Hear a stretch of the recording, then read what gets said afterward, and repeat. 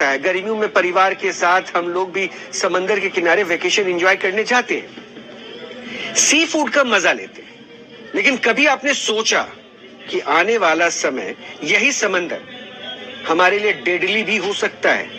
और गाइड के इस चैप्टर में हम आपको यही बताने वाले हैं कि समंदर आखिर इतना खतरनाक क्यों होने वाला है, खतरनाक क्यों होने वाला है। दरअसल एक शोध का रिपोर्ट सामने आया, एक शोध की गई, उस पे जो रिपोर्ट पता चली वो बताते हैं, जिसे आपके लिए समझना भी बेहद जरूरी हो जाता है। इस शोध ने दुनिया के वैज्ञानिकों की नींद उड़ा दी।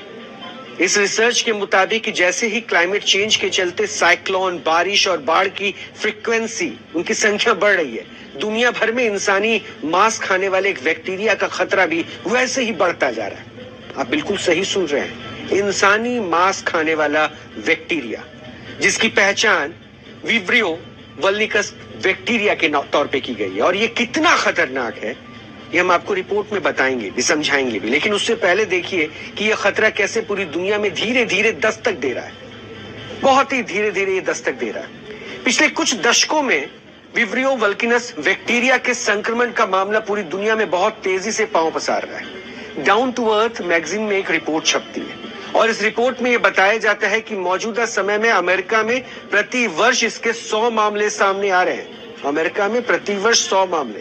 ये डेडली बैक्टीरिया है, इंसानी मांस खा लेता है। वर्ष 1996 और 97 के बीच इजराइल में इसके 62 मामले सामने आए थे। चीन में वर्ष 2010 से 2022 के बीच 530 केसेस रिपोर्ट किए गए। जापान में वर्ष 1999 में 2003 के बीच 1999 से 2003 के बीच इस बैक्टीरिया के संक्रमण से 99 लोग ग्रसित हुए हैं, ये रिपोर्ट मिलती है। कोरियाई प्रायद्वीप में वर्ष 2001 से 2016 के बीच मरीन बैक्टीरिया संक्रमण के 913 केस सामने आते हैं। भारत में भी वर्ष 1986 से 2023 के बीच में 7 मामले अब तक रिपोर्ट किए जा चुके हैं। यानी सोचिए कितना खतरनाक है। इंसानों में विब्रियो वल्निकस का पहला मामला 1976 में अमेरिका में दर्ज किया गया। नेचर साइंटिफिक रिपोर्ट्स ने वर्ष 2023 के एक स्टडी में यह बताया कि वर्ष 1988 और वर्ष 2018 के बीच पूर्वी अमेरिका में भी इस बैक्टीरिया के संक्रमण से 8 गुना ज्यादा रफ्तार बढ़ती दिखी।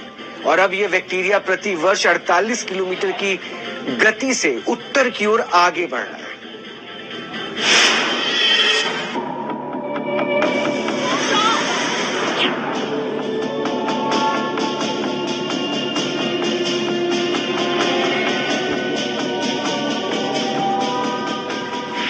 कहीं तूफान,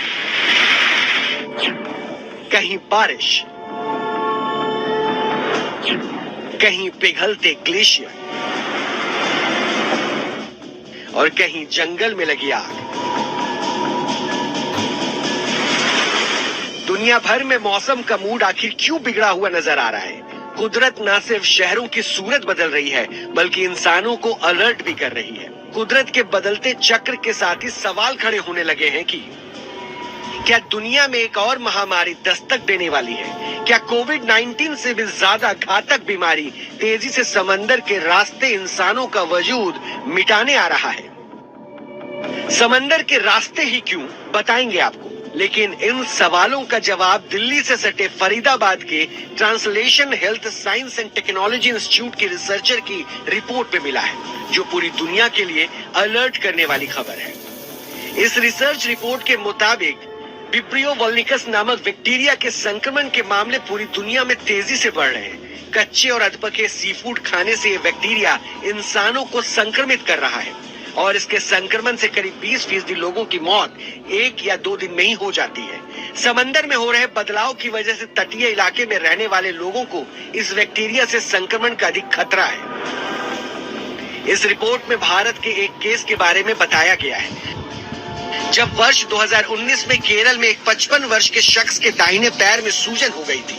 सूजन से गैंग्रीन, फिर सेप्टिसीमिया और फिर मरीज की 24 घंटे के भीतर मौत हो गई थी। इस मौत का जिम्मेदार वही विब्रियो वल्निकस बैक्टीरिया को बताया गया, जिसका खतरा लगातार बढ़ता जा रहा है।